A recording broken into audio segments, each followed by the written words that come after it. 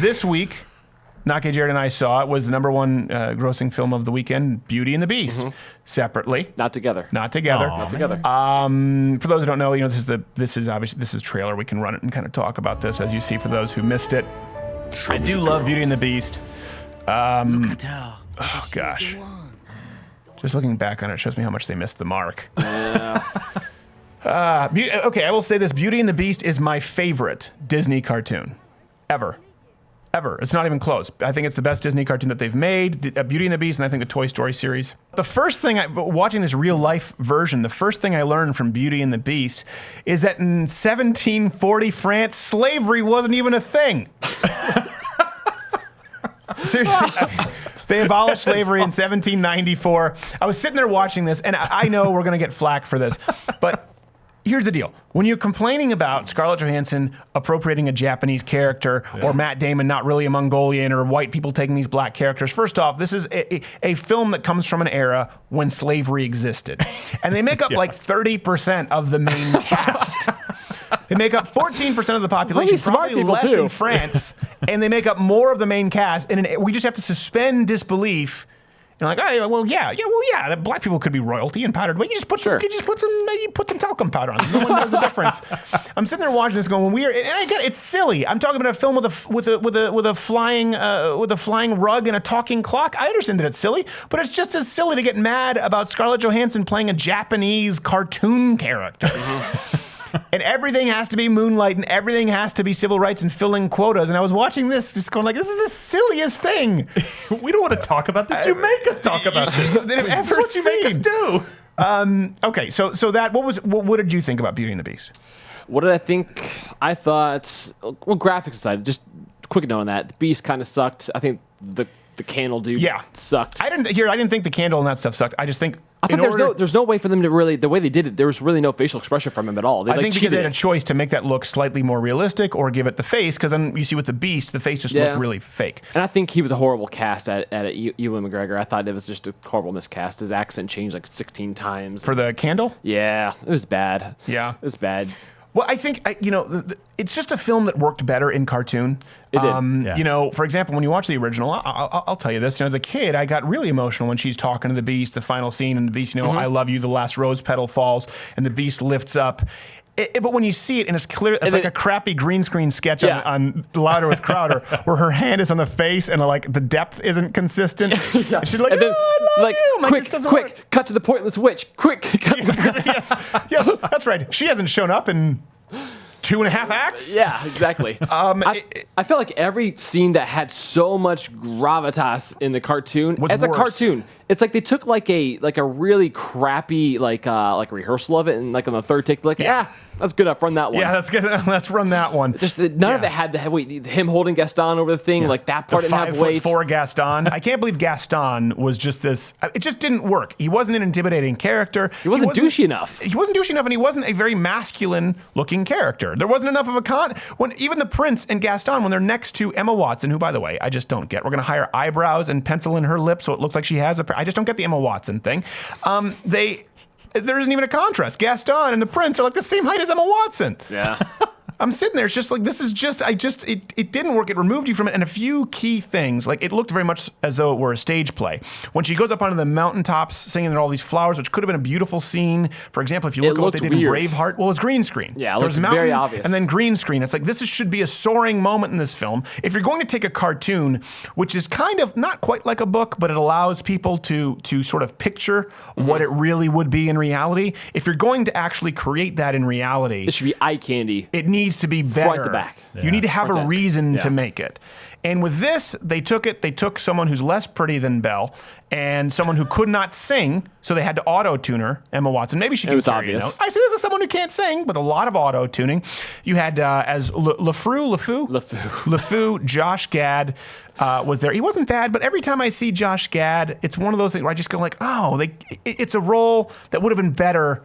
You'll see with Jack Black. I'm like, it could have been Jack Black.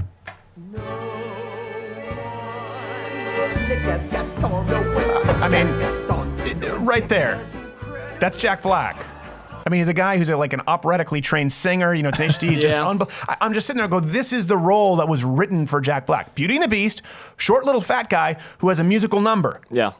Let's hire. Wait. Yeah. Is there anyone who could do this? I don't know. All that said, the gay thing was definitely, I think, overblown from the media. The gay thing was overblown. In fact, he's creepy and annoying, kind of gross, and that you're kind of just wincing, waiting for that moment that they hyped up in the media. But all that aside, there was no gay kiss. There was no gay kiss. All that aside, it was probably the most interesting part of watching because it was the only unpredictable part that wasn't copy paste from the cartoon and done worse. It was pretty interesting. It was funny. But here's the deal: the fact that there are a couple scenes in there where they make it a gay thing. They do add a gay dynamic with Gaston and LeFou, and they do. There's another thing with the wardrobe and transgender wardrobe, which shouldn't really matter unless we're talking about a Disney film.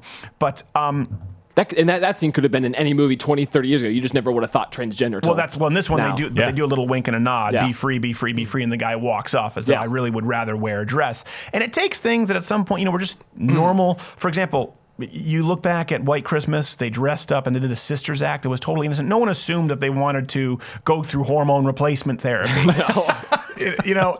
For example, LeFou and Gaston, everyone this was a toady, this was a lackey, this was a man who was kind of a coward and who looked up to Gaston. And these relationships, whether it's really close friendships, male bonding now, you see that with the Avengers, they go, are they gay? They really do feel the need to fit it into everything, and they wedge it into every single male relationship. For example, I look up to that man. Are you secretly gay? No, I'm really close to this man. Are you secretly gay? No. Hey, one time I dressed up as a woman for a stand-up sketch. Are you secretly gay? No. They make a gay dynamic to everything. And I think that's why people talked about the controversy more, because people are getting a little bit tired of it being injected into everything. I don't think they even needed it, because I do think it was something to drive some publicity, but it's Beauty and the Beast. Like, I think it's going to carry the box office with no problem because of its name. That's it. It can suck and people will still go and see it. Well, and you had a good point, though, about this. So the only gay character in the film, very little has changed from the animated version, except for the fact that they have some new songs which suck. The new songs are terrible. The old songs are auto-tuned and made to be lesser versions of themselves. The new song sucks.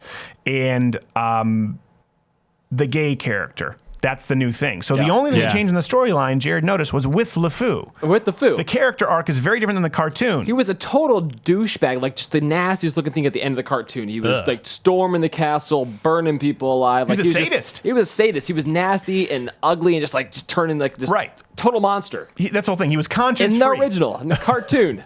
But in this one, he's gay. So then what happens? So then it's like it's as if they're like, hey, let's make this gay character and it'll be awesome and we'll introduce him and like he's going down. And then they got to that scene, filming the scene, and it's like they dawned on them. Oh my gosh. This makes him the villain. Yeah, we can never have a gay bad guy. Reverse! What were we thinking? So they reverse it and they make him all of a sudden a good guy. Yeah, he changes teams. Again, it just makes you think they kind of write in the script as they were taping. They're like, hey, do we need to storyboard this? Can we just shoot this in chronological order? I don't know what's happening. This queer now is a bad guy. We need to change it. Can we just make him just say, hey, they change it with one word of dialogue. I used to be with Gaston, but now we're kind of in a weird place right now. And now he's a good guy because everyone hates him, but they can't leave you hating the gay guy. They can only leave you hating the straight, cis, 5'4" male in Gaston. I don't think the film was great. I don't think it was bad. I do like musicals. I know, whatever. After all this, we're going to get some comments. Wait, what? I thought that the animation was bad. I thought it kind of took you out of the film. I think the cartoon was better. It was less than the the gay cartoon. deal was as big of a deal as people make it out to be. But the fact that they have to inject it into everything all the time is just a little bit annoying. And I think that Walt Disney is turning over in his cryogenically frozen chamber.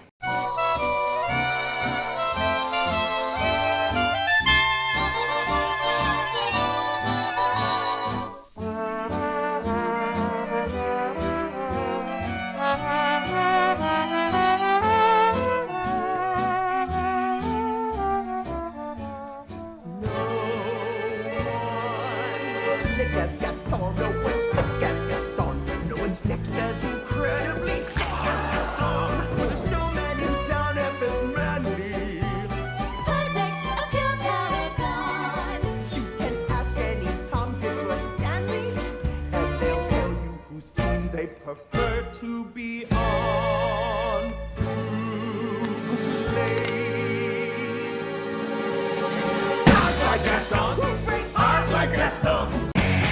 Hey, if you like this video, subscribe by clicking the button that says subscribe. If you didn't like this video, you should subscribe anyway, because then you can watch the next video. And what you can do is downvote it and leave a comment that's really negative, particularly if it's something like, I don't know, maybe anti-Semitic, even though I'm not Jewish, or something about my hair, or something about my weird nose. Just leave a really negative comment so that everyone else around can act like they care.